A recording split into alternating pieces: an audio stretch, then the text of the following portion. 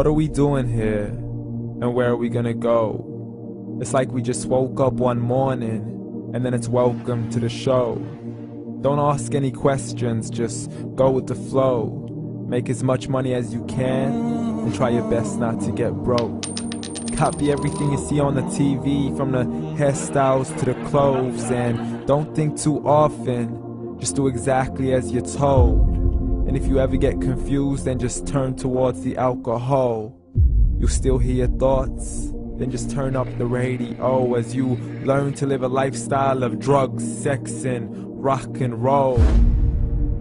But in all honesty, I just need to know, is there more to the cycle than growing and getting old? Living and dying just to leave behind a happy home and a whole lot of property that somebody else is going to own. I just really need to know before the casket's closed, 'cause I'm not willing to gamble with my soul, nor am I ready to take any chances. These are just simple life questions, and I'm just searching for some answers. Like, what are we doing here? And what is our purpose? How did we get here, and who made us so perfect? And what happens once we go, or is this world all really worth it?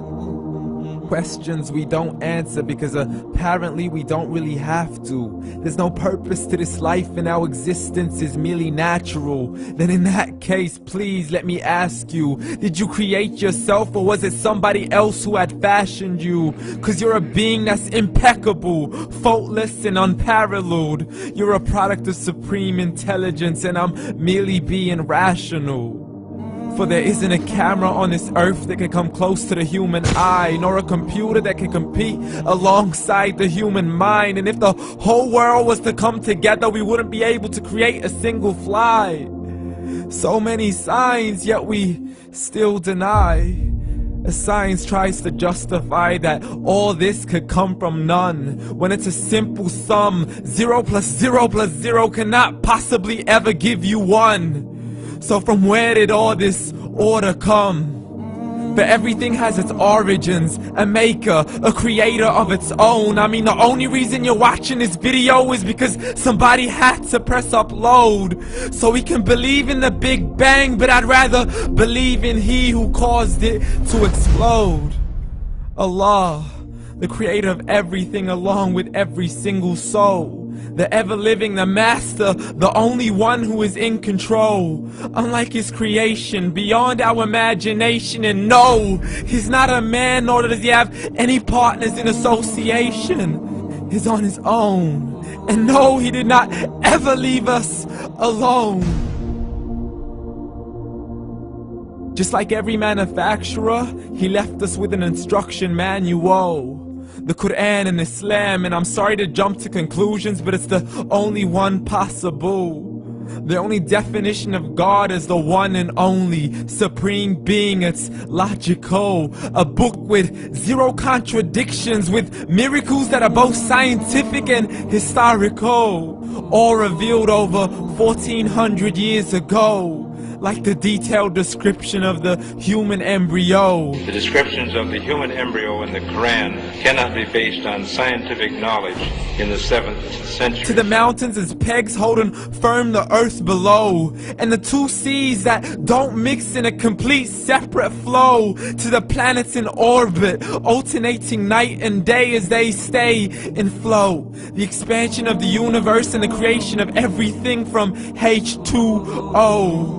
To the stories of the past and the preservation of Pharaoh. To identifying the lowest point in the land where Persia defeated Rome. The gushing fluid that created man in the glands between the ribs and the backbone. And not a word has changed, it's still the same. So please explain how all this was known over 1400 years ago.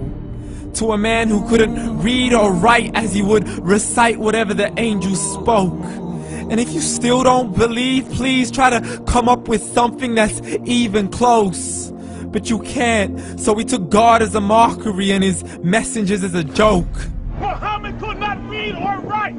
Why somebody who can't read or write gonna start a religion? Dismiss these scriptures as legends and tales of the ancient folk as we live life according to our whims, desires, and hopes. Saying this life is the only home we will ever know. We will live then die, then simply turn to bones. YOLO! Correction, after the grass dies, the rain arrives and it regrows, and Allah promises to do the same thing to your very soul and bring you back from your very fingertips to your toes, as the all-seeing supreme being watches us so close, and we are surely being tested in our wealth, our health, and our self, and everything that we've been blessed with. So believe, for we will surely be resurrected and be brought back to our Lord and account for every single deed as He hands us our books and